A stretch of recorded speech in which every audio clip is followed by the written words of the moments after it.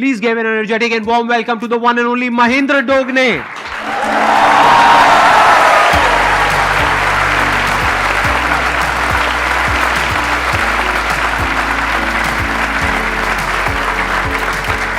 Please,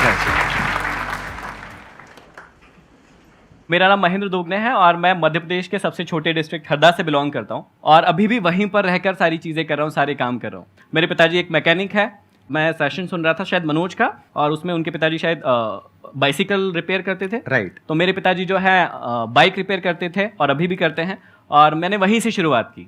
तो मैंने भी बचपन से लेकर लगभग आधी जवानी तक वहीं पर बाइक भी रिपेयर की है और वहीं से बहुत कुछ सीखा है मैंने। तो आपने अपनी ये YouTube की जर्नी कब शुरू करी, कितने साल हो गए? YouTube की जर्नी मैंने काफ़ी लेट शुरू करी, लगभग 2018, मतलब 1 जनवरी 2018 को हमने कसम खाई थी कि ठीक है अभी फोड़ते हैं, मतलब इस टाइप का थोड़ा सा। तो 4 साल हुए हैं आपको कसम खाए हुए? जी। और सब्सक्राइबर जो है 28 लाख सिर्फ YouTube के एक चैनल पर है। हमारे 2 चैनल है, एक चैनल और है MD मोटिवेशन जो हमने शुरुआत में किया था, तो उस पर है 1.8 मिलियन, इस पर है 2.8 मिलियन। YouTube वाला जो आपने शुरू किया 4 साल पहले, उसके पीछे मोटिवेशन क्या थी, वो कहाँ से आइडिया आया आपको? इंडिया में बहुत ज्यादा मोटिवेशनल स्पीकर उस समय जैसे सर कर रहे थे वैसे नहीं थे। मतलब सर ने भी शुरुआत शायद 2011-12 में की थी आपने? 12 में करी तो थी। उससे पहले मैं एंथोनी रॉबिन्स को बहुत सुना करता था। तो एक दिन मैं सुबह सुबह देख रहा था कि एक वीडियो आया मेरे सामने, 2012 की शायद वो बात है, और वो वीडियो संदीप भैया का था, जो कि मैंने देखा और मैंने कहा अरे इंडिया में भी ऐसा कोई कर रहा है या कुछ तो हो रहा है ऐसा। जब भैया ने ये वीडियो डाली उसके बाद समझ में आया कि अच्छा,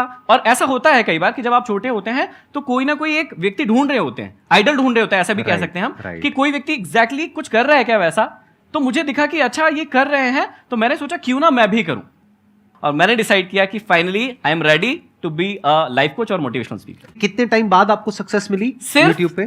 3 से 4 महीना लगा था मुझे, क्योंकि अच्छा। मुझे बहुत ज्यादा कॉन्फिडेंस था कि ऐसे लोग यदि मार्केट में चल रहे हैं तो मैं तो बहुत अच्छा फोड़ सकता हूँ। ऐसे आपने उधर इशारा क्यों किया, मेरी तरफ से किया? आपके जैसा नहीं। ऐसे लोग अगर चल रहे हैं ऐसे तो पता नहीं क्या कर सकता हूँ। नहीं, ऐसे लोग नहीं सर। मैंने तुरंत मोटिवेशनल स्पीकर बनने के बारे में नहीं सोचा। मतलब मुझे पता था कि पोटेंशियल है मेरे अंदर, और मुझे बोलना बड़ा अच्छा लगता था। मतलब मैं जब बोलता था तो लोग सुनते थे, और वो जो कनेक्शन होता था, जैसे भैया करते हैं कि जब आप भैया बोलते हैं और आप लोग हंसते हैं तो इनके अंदर क्या फील हो रहा होगा वो आप सोच भी नहीं सकते हैं, है ना। और हर बार वही चीज इनको यहां पर आने के लिए मोटिवेट करती है, या वही चीज इनको एनर्जी देती है, पावर देती है।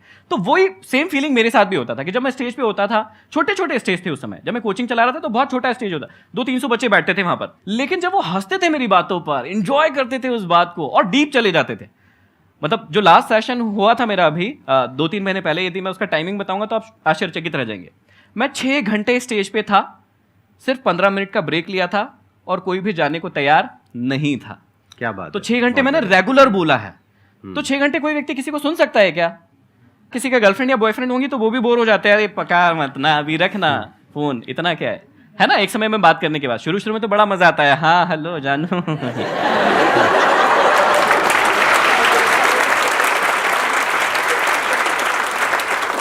अच्छा, इनका छोड़ो, आप अपना बताओ, आपका क्या चल रहा है?